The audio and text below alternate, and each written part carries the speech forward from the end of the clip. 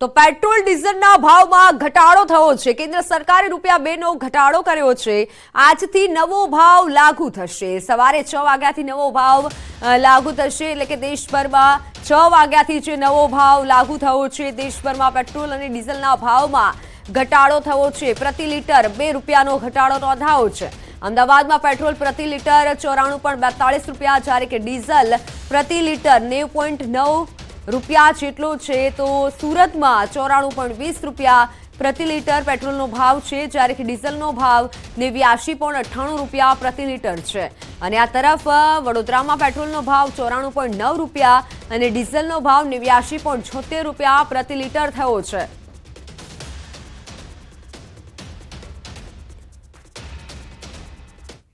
તો અમદાવાદથી મારી સાથે સંવાદદાતા દીપિકા અને રાજકોટથી સંવાદદાતા હાર્દિક જોડાઈ ચૂક્યા છે।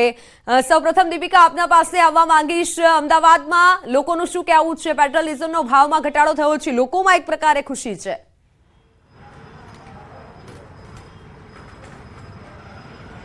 બિલકુલ ખુશી તો જોવા મળશે જ, કારણ કે 96 રૂપિયા જ્યાં લોકો આપતા હતા ત્યાં 94 રૂપિયા આપી રહ્યા છે ને લગભગ ગુજરાતની અંદર દરેક જગ્યા પર 94 રૂપિયા જેટલો ભાવ વધે છે, ભાવ ઘટ્યો છે। આપણે એ પણ જણાવી દઈએ કે 94 રૂપિયા જેટલો જે ભાવ થયો છે અને દેશભરની અંદર ખાસ કરીને ખુશીનો માહોલ તો બિલકુલથી જોવા મળી રહ્યો છે, કારણ કે અલગ અલગ જગ્યાએ અલગ અલગ ભાવ જ્યારે જોવા મળતા હોય ત્યારે લોકોને સવાલ પણ થતો હોય છે, પરંતુ હાલ તો ₹2નો જે ઘટાડો તે સૌથી મોટી વાત છે અને તેને કારણે ખાસ કરીને સૌથી વધારે અત્યારે પેટ્રોલ પુરાવવા માટે લોકો છે તે પસંદ કરી રહ્યા છે। ઘણા બધા લોકો છે તેમની પાસેથી પણ જાણવાનો પ્રયત્ન કરીશું। શું કહેશો, ₹2નો ભાવ ઘટાડો? ઘણી જરૂર હતી, પણ જો કે ઇલેક્શન આવ્યું છે એટલા માટે સરકારે ભાવ ઘટાડ્યા છે। જોઈએ છે હજી કેટલા, રાજસ્થાનમાં કાલે 5 રૂપિયા ઘટ્યા, આપણે બી 5-7 રૂપિયા ઘટેવી જરૂર છે। હજુ જરૂર છે, એટલે હજુ દિલ માંગે મોર। હા, દિલ માંગે મોર હજી જરૂર છે। તો લોકો છે હજુ પણ વિચાર કરી રહ્યા કે જલ્દીથી ભાવ ઘટે અને સૌથી વધારે હજુ પણ ભાવ ઘટે। કેટલાક લોકો વધારે તેમને પૂછવાનો પ્રયત્ન કરીશું। શું ભાઈ, ₹2 ઘટ્યા, કેટલી ખુશી? હજુ તો ખબર જ નથી ₹2 ઘટ્યા। નથી ખબર? ચલો કઈ વાંધો નહીં, અમે તમને કહી દઈએ કે ₹2 ઘટ્યા। ચલો, ઘણું સરસ થયું કે ₹2 ઘટ્યા છે। આમ તો વધારે ઘટ્યા હોત તો વધારે સારું હોત, પણ કઈ વાંધો નહીં, જે છે ઘણું સારું કર્યું છે। ઘણું સારું કર્યું। હા, તો બિલકુલ લોકોમાં ખુશાલી તો જોવા મળી રહી છે। આમ બી ભાવ ઘટાડો થાય ત્યારે ખાસ કરીને લોકોના ખિસ્સા ઉપર રાહત થતી હોય છે ને તે પ્રકારનો માહોલ જ મિત્તલ જોવા મળી રહ્યો છે પેટ્રોલ પંપ પર। હા, બિલકુલ દીપિકા, અને આપણી સાથે સંવાદદાતા હાર્દિક જોડાયેલા છે। હાર્દિક, રાજકોટમાં કેવો માહોલ છે? રાજકોટવાસીઓ શું કહી રહ્યા છે પેટ્રોલ ડીઝલમાં ભાવ ઘટાડાને લઈને? ચોક્કસથી મિત્તલ, રાજકોટના લોકો છે પણ તેમાં પણ ક્યાંક ને ક્યાંક ખુશીની વાતાવરણ જોવા મળી રહ્યું છે। હાલ આપણી સાથે વાહન ચાલક છે। શું કહેશો, આજે ₹2 પેટ્રોલમાં ઘટ્યા, કેવી ખુશી છે? આજે ₹2નો ઘટાડો મળવાથી ઘણા લોકોને રાહત મળશે। નાના ગરીબ વર્ગ, મધ્યમ વર્ગના લોકોને રાહત મળશે। રોજબરોજના ટ્રાન્સપોર્ટેશનના ખર્ચાને વધારો જોવા મળી રહ્યો છે, ત્યારે રાહત મળતા ખૂબ આનંદ અનુભવ થાય। તમે કેટલા રૂપિયાનું મહિના દરમિયાન પેટ્રોલ પુરાવતા હોય છે? કેટલા રૂપિયાની રાહત તમને મળશે? અંદાજે મહિને મારા સરેરાશ ખર્ચા મુજબ 500 થી 700 રૂપિયાની રાહત જોવા મળશે। ચોક્કસથી હાલ અહીંયા આપણી સાથે જે છે અન્ય વ્યક્તિ પણ છે। શું કહેશો, આટલો ભાવ ઘટાડો થયો છે, કેવી રાહત અનુભવો છો? પેટ્રોલ ડીઝલમાં ભાવ જે ઘટાડો થયો છે એ મધ્યમ વર્ગ અને જે ટ્રાન્સપોર્ટેશનમાં જે રોજનું બહુ ઝાઝું ડીઝલ અને પેટ્રોલ ઉપાડતા હોય છે એને ₹2નો ઘટાડો એટલે એ સારો ઘટાડો કહેવાય। અત્યારની પરિસ્થિતિ મુજબ માણસના ખીચામાં પૈસા નથી અને ₹2નો રાહત આપી અને સરકારે સારું કામ કર્યું। ચોક્કસથી હાલ જે રાજકોટના લોકો છે ત્યાં પણ ક્યાંક ને ક્યાંક ખુશીનું વાતાવરણ જોવા મળી રહ્યું છે। તો બીજી તરફ વહેલી સવારથી જ રાજકોટ જે છે પેટ્રોલ પંપ, અલગ અલગ પેટ્રોલ પંપ પર લોકોની જે છે ભીડ જોવા મળી રહી છે। અત્યારે પણ હાલ જે રીતના વાત કરવામાં આવે તો પેટ્રોલ પંપ પર જે છે વાહન ચાલકોની લાઈન લાગી છે। વહેલી સવારમાં ઉઠતાની સાથે જ લોકોને પણ ક્યાંક ને ક્યાંક ખુશીના સમાચાર મળ્યા હતા કે આજે તેમને પેટ્રોલમાં જે છે ₹2 ઓછા ચૂકવવા પડશે।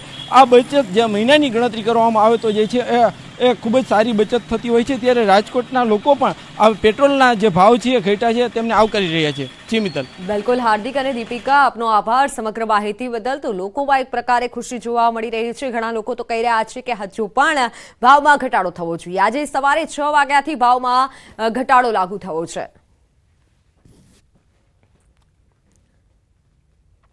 તો હવે વાત અંબાલાલ પટેલની મોટી આગાહીની।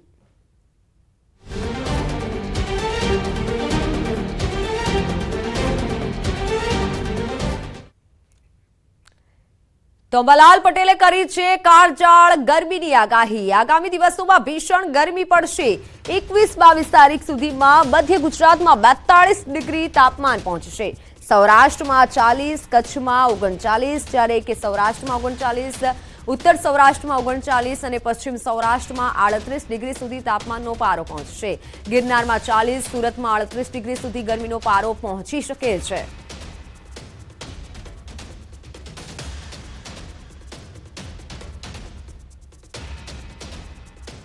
આગામી દિવસોમાં હવે ધીરે ધીરે ગરમી વધતી જશે.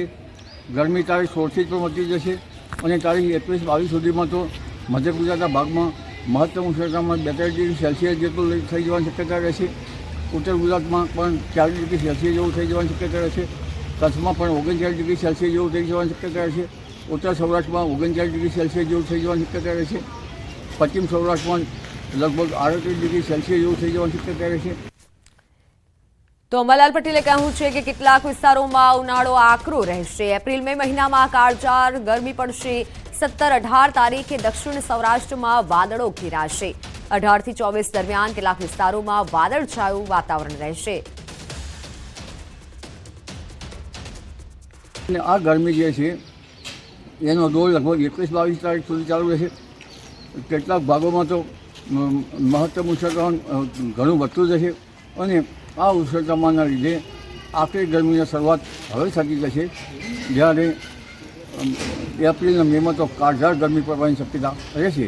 તારીખ 17-18માં લગભગ દક્ષિણ સૌરાષ્ટ્ર દક્ષિણ ગુજરાતના ભાગમાં વાદળો આવવાની શક્યતા રહેશે. તારીખ 18થી 24માં ઉત્તર ગુજરાતના ભાગો, મધ્ય ગુજરાતના ભાગો, પૂર્વ ગુજરાતના ભાગો, ઉત્તર સૌરાષ્ટ્રના ભાગો, દક્ષિણ સૌરાષ્ટ્રના ભાગો અને સુરતના ભાગો અને પશ્ચિમ સૌરાષ્ટ્રના ભાગોમાં પણ વાદળ આવવાની શક્યતા છે. વાદળો આવ્યું રહેશે. તો વાત અમે અમિત શાહના ઝાંઝાવાતી પ્રવાસની.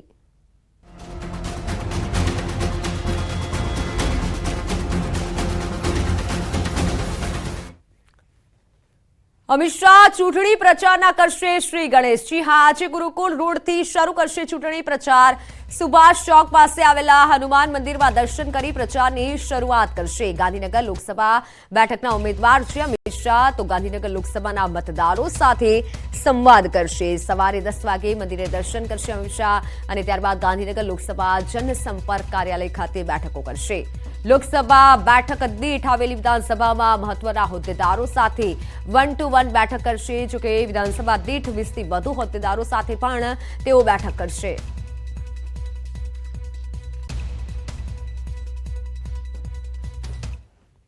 તો વાત હવે લોકસભા ચૂંટણીના જંગની.